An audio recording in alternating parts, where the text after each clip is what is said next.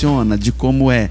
Então, além de clamar pela misericórdia de Adonai, você busca em outros os recursos, e principalmente quando você tem o discernimento que eu não sei, é o que eu pensava. Eu falava: Adonai, eu não sei, eu não sou capaz, eu não entendo por que tu me botou essa responsabilidade. Na realidade, até hoje eu não entendo, sendo bem franco com vocês, eu não consigo entender por que Adonai me colocou essa responsabilidade. Mas Baruch Hashem, estou aqui e vou tentar fazer o melhor, seguindo o que ele nos orienta. Mas eu ia nas fontes confiáveis, eu buscava os estudos dos nossos próprios irmãos aqui da casa. Eu nunca consegui aproveitar nunca. Eu falo anos atrás, né? Eu não tenho certeza, mas eu acho que eu comecei a compartilhar com você os estudos, se não me engano, em 2015. Foi antes um pouco do Isaac. Lembra quando Isaac esteve aqui? Um pouco antes do Isaac que eu comecei. Então 2015, estamos em 2024. E lá no começo você vai no livro, você vai eu ia em estudos de todos que ensinavam aqui. Eu lia, quando eu pegava ali, eu achava: opa, já tem o estudo pronto, vou buscar. Não funciona, mas é impressionante como não funciona, né, Leomar? Não sei se você já também tentou isso. Eu acho que todos nós tentamos, na realidade. Eu tentei, mas não funciona.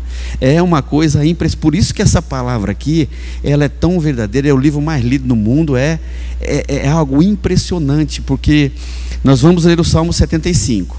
Se nós pegarmos esse Salmo 75 daqui um período e lê-lo, apesar de estar escrita a mesma coisa, apesar da Bíblia ser a mesma coisa, é um outro contexto, é um outro momento.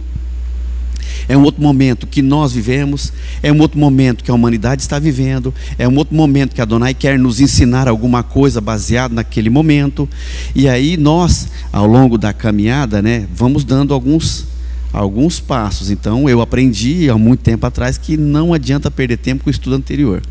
Não, a única coisa que eu aproveito, que eu não nego, é que eu vou no Word e copio a formatação do que eu vou digitar, que aí eu ganho tempo. Só isso. Agora o que está ali, o conteúdo, a gente não aproveita absolutamente nada. Mas aí, voltando para o Salmo 75, que eu estava dizendo aqui, é algo que pode voltando, acabei me perdendo um pouquinho aqui, que eu queria falar de um determinado assunto. E nós lá atrás ouvíamos muito a frase, a morte, porque morte. E eu me lembro claramente qual foi o dia que eu comecei, que deu um estalo na minha cabeça do que significa essa morte, né? Porque quando você fala com alguém que não tem o hábito de ler a Bíblia, ou ainda não tem um pouquinho de discernimento da palavra, é normal e é comum ele se prender morte. Morte é alguém que para de respirar. E na realidade a palavra o tempo todo fala muito de morte da natureza carnal, não é verdade?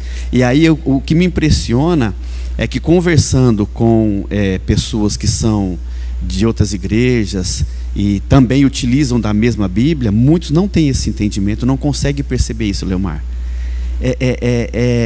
Como que eu vou dizer isso? É engraçado, é até estranho, porque você começa a conversar e tenta falar com a pessoa, ela não consegue perceber que quando está falando de morte aqui, por exemplo, você vai lá para a Torá, a pessoa será morta, não sei o quê, uma situação, a pessoa será morta porque ela é uma condenação, a morte física, mas muito se fala da morte da natureza carnal.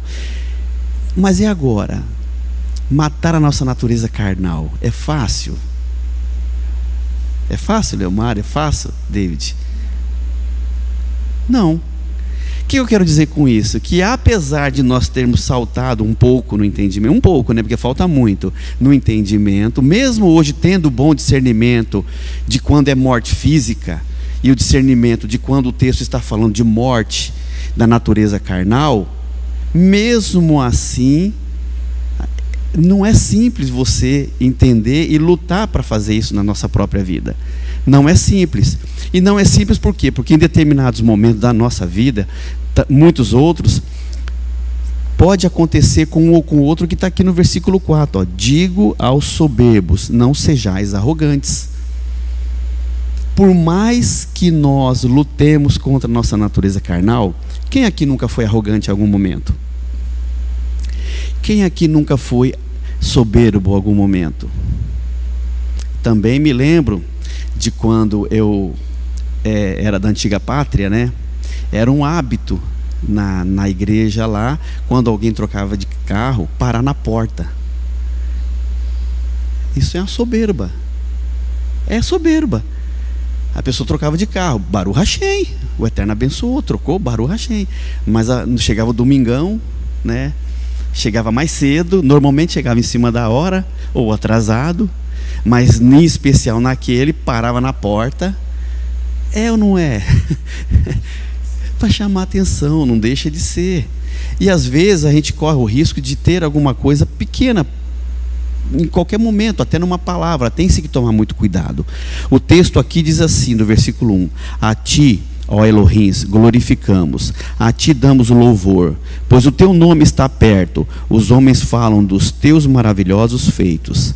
Dizes, eu escolho o tempo determinado, sou eu quem julga retamente, dissolve-se a terra e todos os seus moradores, mas eu fortaleço as suas colunas.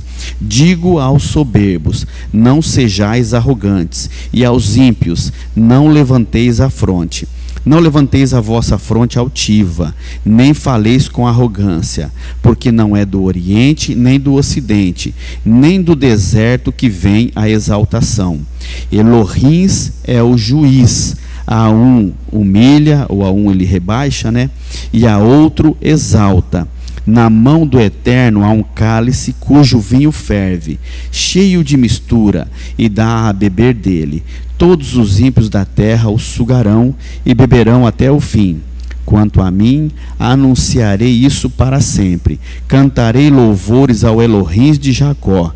Quebrarei as forças de todos os ímpios, mas as forças dos justos serão exaltadas. O fato que nós lemos aqui, mas as forças dos justos serão exaltadas, mas não é porque eu sou justo, como diz a própria palavra. Quando nós voltamos lá, vamos lá no texto de hoje, da Paraxá, Deuteronômio, no capítulo 7 ali,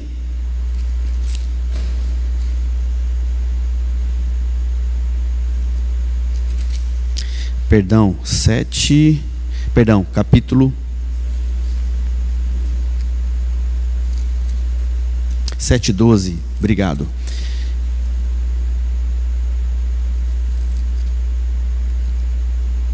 Irmãos, eu estou em números, desculpa.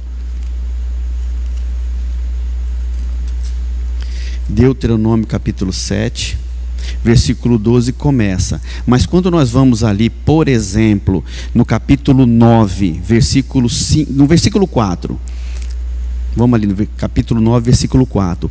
Quando o Eterno, vou repetir, Deuteronômio, capítulo 9, versículo 4, 5 e 6, nós vamos ler, tá?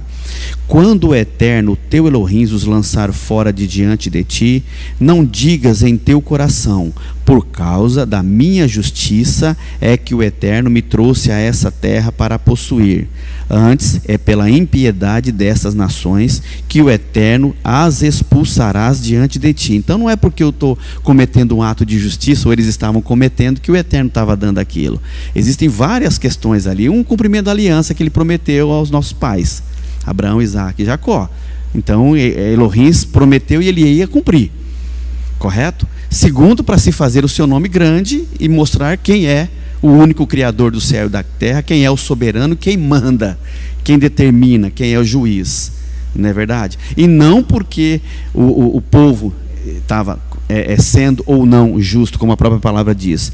Versículo 5, ele repete, não é por causa da tua justiça. E justiça aqui, traduzindo para o hebraico, é tzedaká, tá? Essa justiça aqui é tzedaká. Se você pegar essa palavra e levá-la para o hebraico, é tzedaká, a justiça. Nem pela retidão do teu coração que possuirás a sua terra, mas pela impiedade destas nações. O Eterno, teu Elohim, as expulsa de diante de ti, e para confirmar a palavra que o Eterno, teu Elohim, jurou a teus pais, Abraão, Isaque e Jacó. Sabe, portanto, que não é por causa, olha, ele repete, não é por causa da tua justiça que o Eterno, teu Elohim, te dá esta boa terra para possuíres, pois és povo rebelde. Pois és povo rebelde. Então não é por mérito do povo que eles iam conseguir, e conseguiram atravessar o Jordão, mas porque Adonai foi misericordioso e para se fazer cumprir tudo aquilo. E ele não disse lá atrás que só os acima de 20 anos entrariam? Com certeza um monte acima de 20 anos morreu no caminho, pela quantidade de pessoas que existiam. Com certeza ali pelo caminho vários morreram, mas ele cumpriu aquilo ali dizendo que esses entrariam, né? E quando nós vemos essa frase aqui, ó, da seguinte forma, a frase: não é por causa da tua justiça, nem pela retidão do teu coração, que possuirás a sua terra. Tá? Nós vemos isso aqui no versículo 5 também, né? Como eu já li. É uma declaração crucial no discurso de Moisés ao povo de Israel. E o interessante é que ela tem um significado profundo em cima disso. Um dos pontos interessantes que nós podemos ver através dessa pequena frase é o reconhecimento à imperfeição, a gratidão pela graça divina. Eu vou ler cada um do que eu coloquei aqui, tá? Eu só estou lendo os tópicos. A dependência da soberania de Elohim, humildade como resposta, tá? Então nós lemos essa pequena frase, e se nós ficarmos presos só nela, a gente não consegue entender o que por trás dela tem todo um significado. O reconhecimento de imperfeição. Aqui o objetivo principal de Moisés, ele está deixando claro a todo o povo que estava ali com ele, né, que apesar de serem o povo que foi de fato escolhido pelo Eterno, né, eles não estão recebendo, apesar de serem o povo escolhido pelo Eterno, eles não estão sendo escolhidos, não estão recebendo a terra prometida, porque estão sendo justos, porque são justos moralmente superiores. Não é por isso, né? Porque o povo, como qualquer outro povo, eles também cometeram seus pecados, e foram vários que foram citados aqui, vários, não foram poucos, alguns ali pesados, como o bezerro de ouro, por exemplo, foi pesado. Então houveram vários tipos de pecados muito pesados, né? Mas ao dizer isso, confronta qualquer possível sentimento de autojustificação ou orgulho entre o povo. Então, para que eles não entrassem lá e dizendo: nós chegamos até aqui por esse motivo, porque nós somos justos. Então Moisés já está dizendo e já os preparando para que, se tiver algum pequeno sentimento no meio deles, né, de autojustificação ou orgulho, isso cesse de imediato. Tanto que ele repete aqui 3 vezes, né? Ele vem repetindo no versículo 4, no versículo 5 e também no versículo 6. Também Moisés quer ensinar ali, né, a gratidão pela graça divina, tá? Essa frase nos ensina que a bênção de tomar posse da terra é um ato de graça e misericórdia de Elohim, não é uma recompensa pela bondade ou retidão do povo. Olha que interessante isso, tá? Isso deve gerar no coração do povo um sentimento de gratidão, sabendo que o que estão recebendo não é merecido. Então, para que eles não entrem: olha, eu cheguei, a terra é minha porque eu sou justo, então isso me pertence. Então já dá uma lapada logo no começo. Não é por esse motivo. Segundo motivo: não, eu mereci porque eu sou justo, eu fui justo. Não, senhor, é pela misericórdia dele que tu conseguiu e que ele está cumprindo a palavra dele. Não é porque você conseguiu alguma coisa. Já é o segundo ensinamento para que o povo preste atenção. Dependência da soberania de Elohim.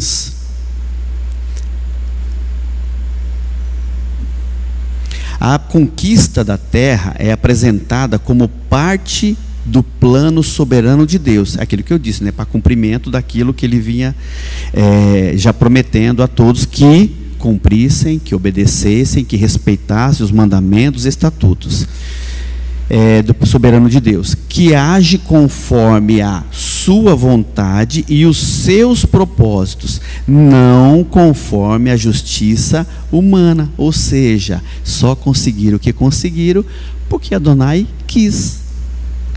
Só porque Adonai quis. Isso significa que o cumprimento das promessas divinas, está baseado na fidelidade de Elohim, não na capacidade ou mérito humano.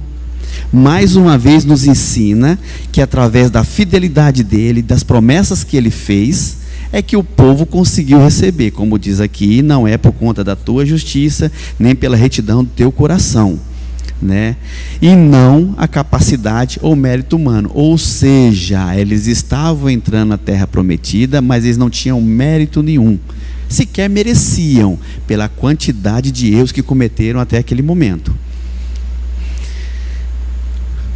E aqui, se eu não me engano, já estão no 40º ano, as portas ali já de atravessarem o Jordão. Humildade como recompensa, tá? É mais um aprendizado que ele nos mostra ali. Ao destacar que a terra não será conquistada pela justiça ou retidão do povo, Moisés está incentivando o povo a uma postura de humildade, ou seja, eu sou humilde, eu reconheço a soberania do Eterno, eu reconheço que eu não sou merecedor, eu reconheço que se não fosse pela vontade dele, pelo desejo dele e pela fidelidade dele em cumprir tudo aquilo que ele disse, se não fosse por tudo isso, eu não entraria. Eles devem reconhecer que suas vitórias e bênçãos são resultado da bondade de Elohim e não de suas próprias ações.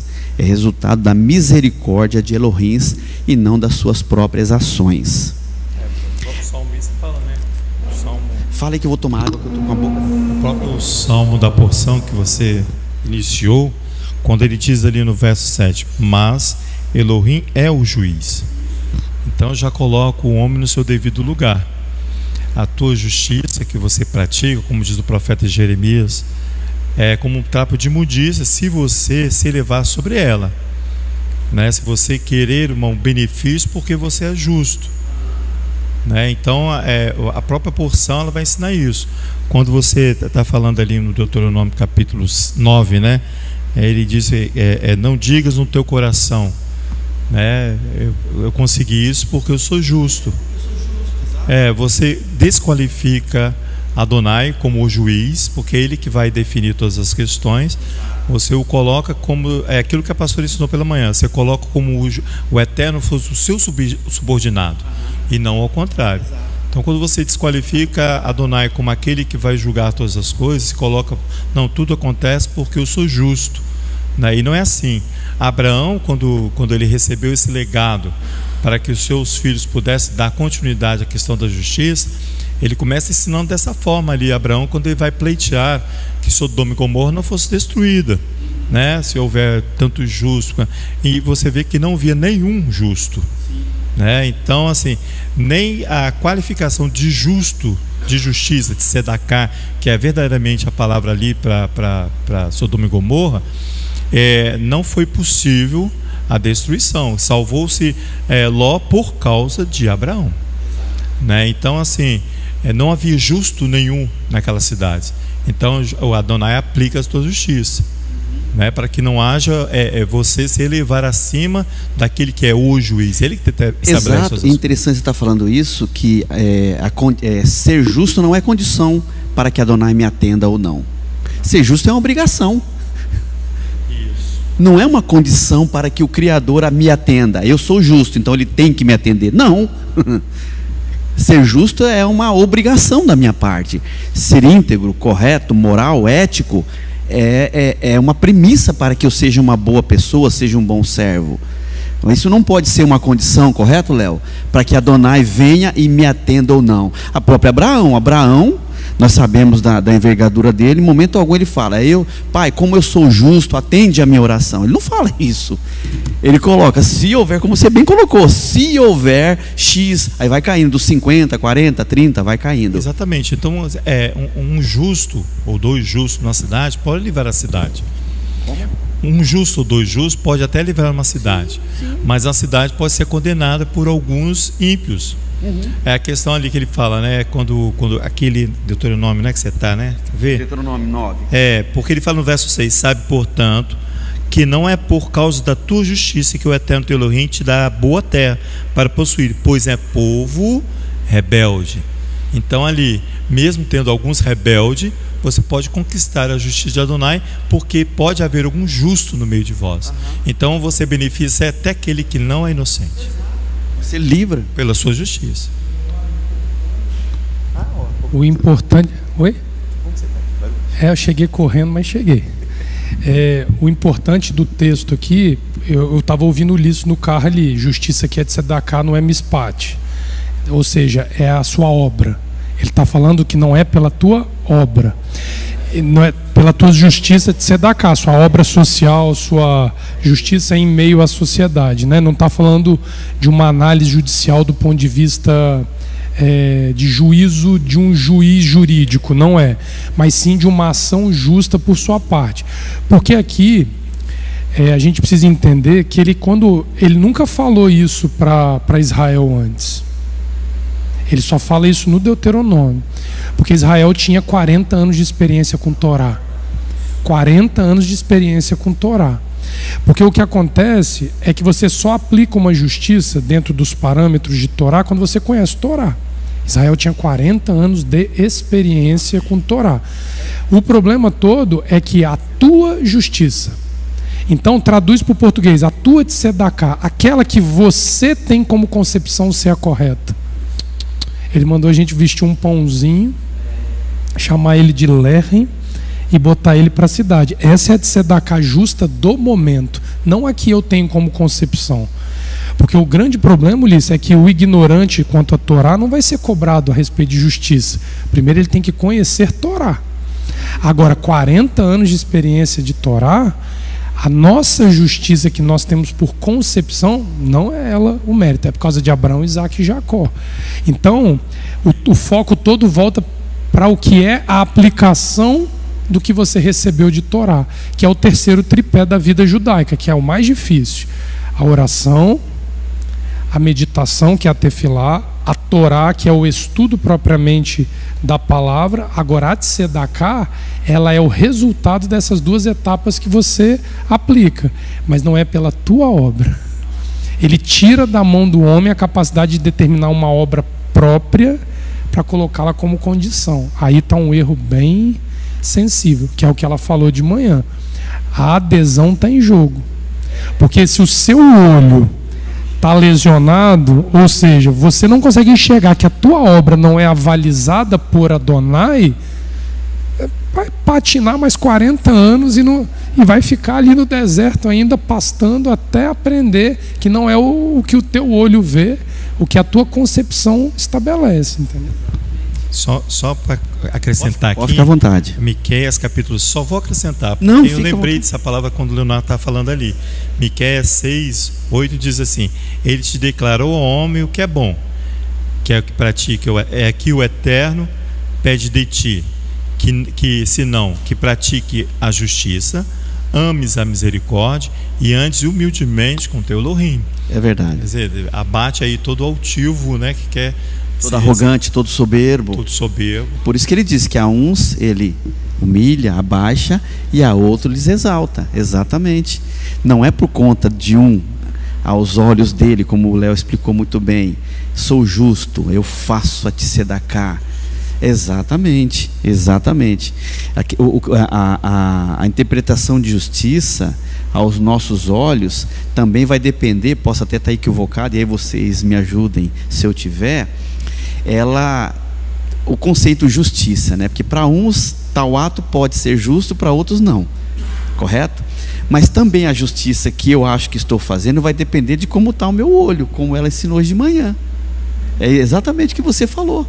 Exatamente o que você falou. Se eu não tenho essa adesão, se eu não tenho a fé, como ela explicou, os meus olhos não conseguem enxergar, tendo esse discernimento, de que, por exemplo, fazer uma tzedakah, fazer uma justiça, é uma obrigação, é um cumprimento, é uma alegria, é uma felicidade, e não algo que eu tenho que botar em questionamento, não, como moeda de troca ou moeda de solicitação ao Criador por qualquer coisa. Se o meu olho não consegue enxergar isso, é o que ele falou, fica patinando, fica patinando, fica patinando.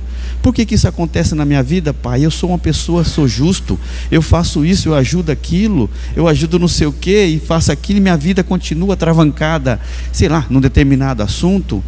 O que está acontecendo? E eu fico ali, mas o tempo todo eu fico tentando justificar, mas eu sou justo, mas eu faço, mas eu não sei o que, etc. Ontem interessante que eu me lembrei disso agora. Ontem eu fui num almoço com esse rapaz que está fazendo a doação agora lá dos lanches. O nome dele é Alex. Todo ano, já eu acho que 3º ou 4º ano. Para quem não sabe, é porque ele faz parte, ele teve um carro da Audi, então ele faz parte de um grupo da Audi, né? E a Audi, nesse grupo aí, esse grupo de pessoas que tiveram esse carro e tal, toda vez que tem esse negócio do McLanche Feliz, que tem, eles juntam lá, e vários dentro do grupo arrecadam e compram, e por exemplo, ele escolheu a nossa associação aqui para fazer essa doação, mas outros doam em outros lugares, entende? E onde eu fui almoçar lá na empresa dele, que ele fez uma carne lá, etc., chamou algumas pessoas, e tinha um empresário lá, que a gente conhece de muito tempo, que hoje ele financeiramente ele está assim muito bem, muito bem, muito bem. Ele era sócio do irmão numa empresa do setor. O irmão faleceu tem 3 anos, estava indo jogar tênis, aí encontraram o carro dele assim, de bico na guia, né, meio fio, vocês falam, na guia. A polícia chegou, viu, ele estava morto, teve um ataque, né, dirigindo, teve um ataque cardíaco e faleceu, com 60 e, salvo engano, 66, e esse irmão dele é mais novo. Mas por que eu estou falando isso? Porque ontem, conversando com ele, ele é uma pessoa que tem muito dinheiro, sim, prosperou bastante, isso eu não posso negar, só que ele é sozinho, ele não tem amigos.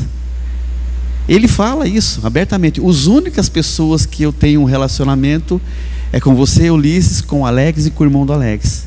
Ele não consegue ter. Acho que a gente entendeu, porque ele é exatamente isso que a gente está falando aqui, ó. Ele o tempo todo na conversa dele, porque eu fiz isso, eu que na minha empresa fiz isso, enquanto todo mundo achava que era o meu irmão, que morreu, né? Porque o irmão dele era muito bom comercialmente, o irmão dele era bom de conversa, era muito bom. Célio era o nome do irmão dele. Muito, muito inteligente, tudo mais. Não, mas eu que trabalhava nos bastidores, graças ao meu trabalho, que chegava 3 horas da manhã, 4 horas da manhã, saía de lá 8, 10 da noite, então ele fica o tempo todo remoendo isso. E aí eu me lembrei disso, que ele fica justificando o que tem hoje por conta de tudo que ele fez. Ele não tem o discernimento, que ele só tem o que tem porque a Adonai deu. Por que a Adonai deu? Não sei, não me importa. Concorda comigo? Nem me importa.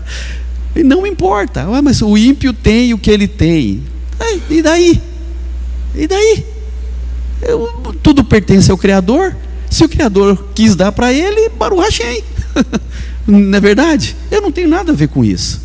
Se ele é ou não é justo, se ele faz ou não faz, não tenho nada a ver com isso. O que eu tenho é que há uma obrigação de estar ao lado dele, vendo uma oportunidade, eu possa mostrar para ele isso aqui. Se eu tiver essa oportunidade e tentar, Baruch Hashem.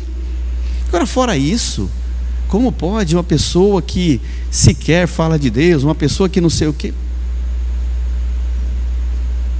E daí? O dinheiro é do Pai. A uns ele dá, a outros ele não dá. A uns exalta, a outros não. Porque o Eterno o abençoe sua esposa, sua filha, e que um dia ele tenha um encontro verdadeiro com Adonai. E passe a entender que tudo que ele tem não é porque ele conquistou.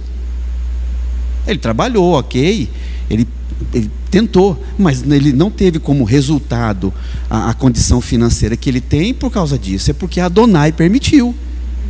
Esse entendimento, Léo, não é simples, mesmo para os da casa, sabia disso?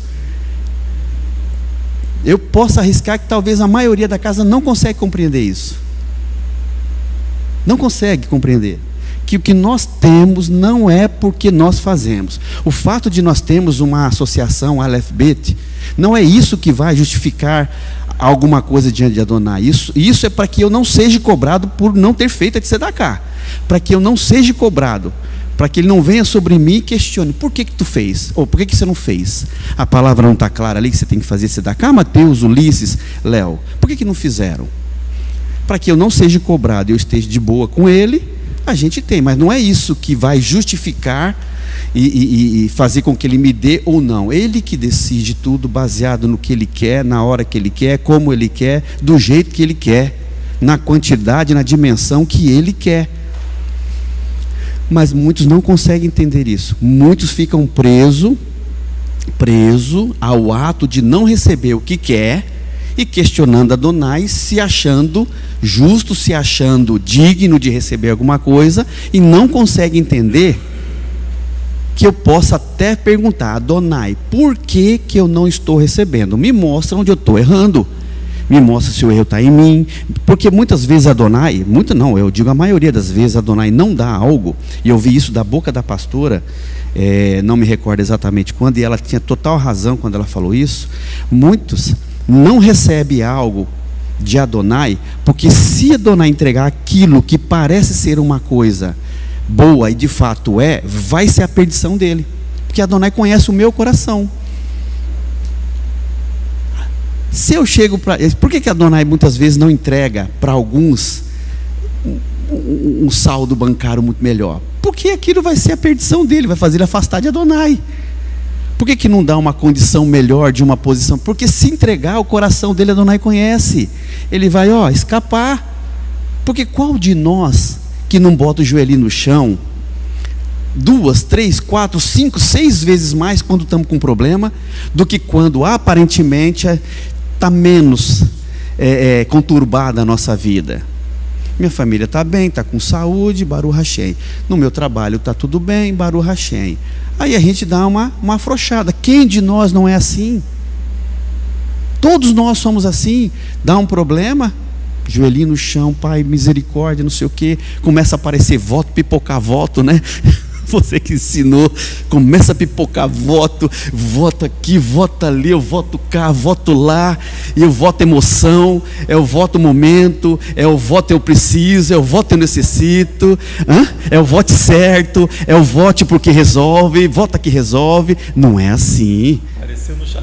Apareceu no Shaharit, apareceu no Arvit, até Minhá aparece aqui. Não é verdade? Nós somos assim, gente. Oi? Não entendi. Não, é verdade, é verdade. Nós somos assim. Exato. É na angústia, exato. E aí, Léo, que interessante falar isso, porque existem sim pessoas que na angústia ou não na angústia, elas estão ali, numa estabilidade.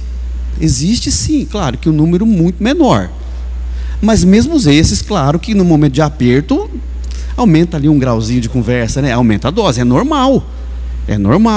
Agora, nós não recebemos muitas coisas porque Adonai conhece o meu coração e sabe que se entregar para mim, aquilo é o que vai me fazer afastar dele. Então ele não entrega, e aí eu começo a questionar: por que eu não recebo? Por quê?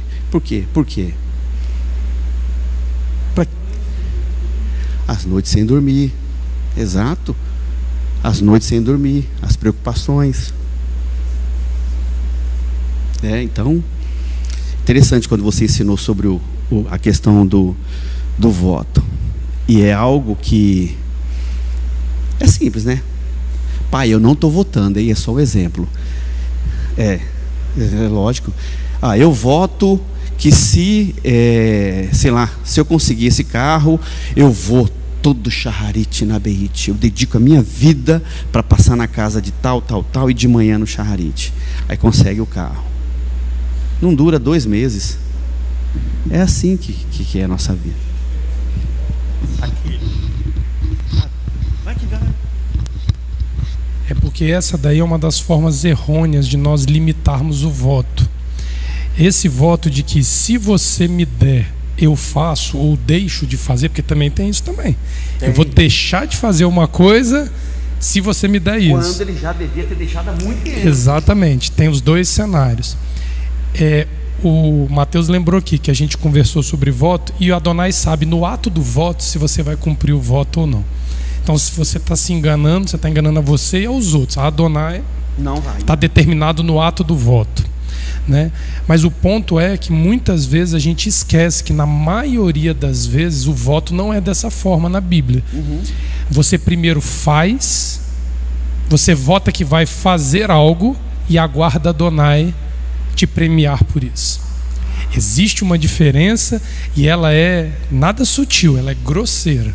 Porque se você olhar o fato que, por exemplo, Jacó ali no ato da escada, né, quando ele tem aquela visão que ele constrói o altar ali, se me der comida para comer, roupa para vestir, segurança para ir e voltar, tu serás o meu Elohim. Ele ficou parado? Não. Ele pegou, juntou as coisas dele e começou a andar. Exato. Ele botou à prova Elohims com o caminhar dele. Sim, então, agiu. o que as pessoas não querem é: eu vou votar a minha vida de que se o Eterno cuidar dos meus filhos e der meus filhos a continuidade na fé que eu aprendi, eu vou fazer isso, isso, isso. Não, pega seus filhos, vai ensinar, e ao longo da vida cumpre o teu voto, porque a parte de Adonai está cumprida. Senão passa 30 anos, você está esperando Deus se manifestar nos seus filhos ali, porque existe essa diferença. Então existe o voto condicionado, que eu só vou fazer se. Esse é o mais cômodo de todos. E existe aquele que você vota e você toma a iniciativa para começar a cumprir a sua parte, independente do tempo que Adonai vai te dar aquilo pelo qual você votou. Aí esse é o tal liame. Esse é o liame. Exato. Entendeu? Esse é o enxergar. Isso é ter uma visão alinhada à visão divina do que é a vida. Exato. E aí a gente fica morrendo muitas vezes porque eu votei, até hoje Deus não me atendeu. Não me atendeu. Ele não vai. Não vai. Os patriarcas eram operacionais. Eles falavam e faziam e esperavam Adonai. A manifestação de Abraão foi com que idade? Que ele apareceu no capítulo 12, 75. Ele volta a falar com Abraão aos 99. 24 anos depois, a Torá diz que ele volta a se manifestar a Abraão no capítulo 18. É só olhar a Torá e olhar. Não é isso, Leomar? Capítulo 15 para o 18 são 24 anos de diferença. Abraão, por acaso, ficou lá, morfético, parado no tempo e espaço. Nisso daí ele lutou com 5 reis, ele libertou, ele resolveu o problema com Ló, ele criou o gado, ele formou um povo. Aí 24 anos depois vem lá, ó, você vai ter um filho nascido da tua mulher. Agora a gente não. A gente quer, isso aí que você falou, na minha visão, e só fica a dica, para achar da semana que vem veja.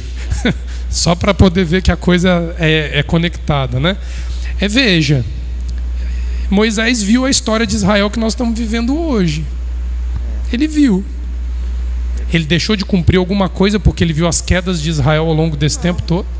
Ele trabalhou porque ele sabia que a promessa dos patriarcas seria cumprida. Existe essa diferença. Eu disse, ela não é sutil. Eu faço votos e fico aguardando, ou eu faço voto e porque eu tenho adesão a Adonai, eu começo a cumprir minha parte porque eu sei que em algum momento ele vai cumprir a dele. Essa daí é diferente. Tenho paciência, esperar o tempo dele. Pode durar uma vida. Pode durar uma vida. Mas ele vai cumprir. Mas isso não significa que eu tenho que ficar inerte esperando ele fazer alguma coisa. Tem uma diferença nisso aí. Boa mesmo. E é gritante, realmente. É gritante. O fato de não ter a visão, de não ter o discernimento, que faz a pessoa votar, porque o ponto alto é aquilo que ele falou, né? Adonai já sabe no ato do voto se a pessoa vai ou não cumprir o voto, né? E o fato da pessoa não ter o discernimento, quando ela faz o voto, ela não faz o voto pela adesão, ou, como ele mesmo explicou, por estar enxergando que Adonai vai cumprir e ele precisa executar, em primeiro momento executar. Na cabeça dele é o que ele precisa, que é o se, né? Se fizer, eu vou.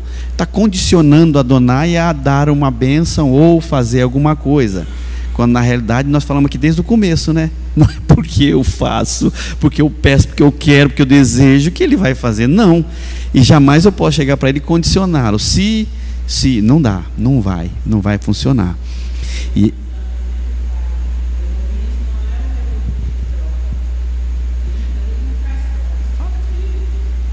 Todo mundo quer ouvir a sua voz. Não, a pastora Sandra sempre fala que Elohim não é uma Elohim de troca. Ah, eu faço isso porque Elohim vai me dar isso. Ele não é homem de troca, não é um Elohim de troca.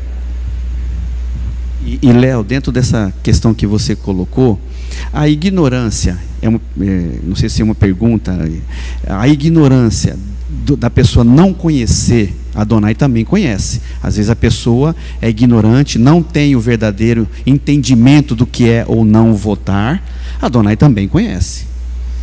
Da mesma forma, Adonai conhece e sabe que a pessoa está fazendo o voto, mas ela não tem noção do que é votar. Microfone. Paulo fala em Romanos que aqueles que pela Torá viveram, pela Torá serão julgados. E os que não tinham Torá serão julgados pelo que havia no seu coração. E não, eu não posso ser cobrado de falar russo se eu não estudei. Adonai não é esse tipo de ser que vai cometer isso. Romanos, Paulo diz, aquele que pela Torá, o texto está escrito lei, né? Aquilo pela lei viveu, pela lei será julgado. Aqui tem uma distorção que muitas vezes o cristão olha isso e fala assim, não, mas eu não estou debaixo da lei, então eu não vou ser julgado pela ela. Não se trata disso. Se você é conhecedor da palavra de Gênesis e Apocalipse, você vai ser julgado por ela. Agora, se você não tinha conhecimento sobre uma legislação de voto e fez votos errados, até o momento que a verdadeira legislação seja apresentada a você, você é considerado diante de Adonai isento do erro, porque você fez por ignorância. Aí você não é cobrado dessa forma. Não pode ter a distorção. Eu conhecer e distorcer, mas eu sou ignorante, tudo bem. E aí tem um ponto também que é o que ela falou. Às vezes a pessoa vota, porque eu até escrevi o que ela disse aqui, ó, vamos ver.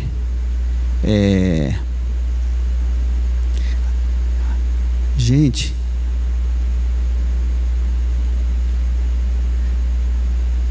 não, eu não escrevi.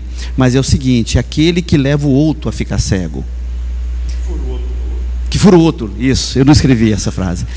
Fura o olho do outro. Então, ele leva o outro a cometer, a executar votos por uma explicação errada. Ele leva o outro, induz o outro a fazer um voto. Hã? Exato. Fala no microfone. Fala aqui, pega o microfone aqui. Tá aqui, ó. Essa questão de furar o olho, você pode furar induzindo a pessoa a votar da forma errada. Sim. Ou também a dar ao indivíduo o erro de que não faça votos. Exato. Desencorajá-lo em situações onde a Bíblia te encoraja a fazer votos. Exato. Porque muitas vezes você vira e fala assim, não vota, hein? Não mexe com voto. Você está furando do mesmo jeito. Do mesmo jeito. Negar a verdade da Torá, seja ela por um caminho ou por outro, de fazer ou não algo, você está tirando do indivíduo a condição dele escolher a vida que é proposta pela Torá. Exato. Moisés é muito claro aqui no Deuteronômio: eis que ponho diante de vós a vida e a morte, a bênção e a maldição. Escolhe. Isso. Você não pode tirar do indivíduo o direito de conhecer a verdade. Ele só fala, escolhe a vida, mas ele não... Mas ele dá um conselho. É só um conselho. Conselho é um conselho. Escolhe a vida. Escolhe a... Nossa, nem me fala. Então não é por causa da nossa justiça, nem pela retidão do nosso coração, que Adonai vai fazer ou deixar de fazer alguma coisa na nossa vida. Amém, irmãos? Que Adonai nos abençoe, que nós possamos ser abençoados. Acabei 10 minutinhos antes. Amém? Obrigado, irmãos. Que Adonai nos abençoe nessa tarde. Amém.